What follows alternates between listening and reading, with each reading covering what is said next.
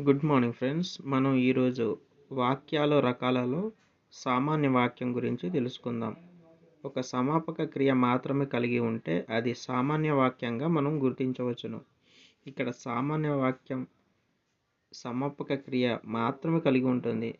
ఒక సామాన్య వాక్యం అనేది ఒకే సమాపక క్రియ మాత్రమే కలిగి ఉంటుంది. ఉదాహరణ కింద ఇవ్వడం జరిగింది. ఓకేనండి. అంబేద్కర్ మన రాజ్యాంగాన్ని రచించాడు. ఇందులో రచించాడు అనేది క్రియ అండి. ఇందులో ఇవ్వడం జరిగింది. ఇందులో రచించాడు అన్న క్రియ ఉంది. క్రియ లేకుండా కూడా సామాన్య వాక్యాలు ఉంటాయండి. అవును, క్రియ లేకుండా కూడా మనకు సామాన్య వాక్యాలు అనేవి ఉంటాయి. ఆమె ఉపాధ్యాయురాలు. ఇక్కడ ఏమైనా క్రియ ఉందండి? లేదు. ఆయన పెద్దవాడు. వీటిలో కూడా క్రియ లేదు. అయినా పూర్తి అర్థాన్ని ఇస్తున్నాయి.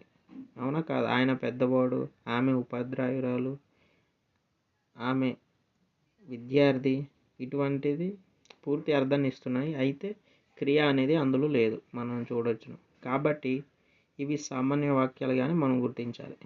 వీటిని క్రియారహిత వాక్యాలు అంటారు. దేన్ని క్రియారహిత వాక్యాలు అంటారు?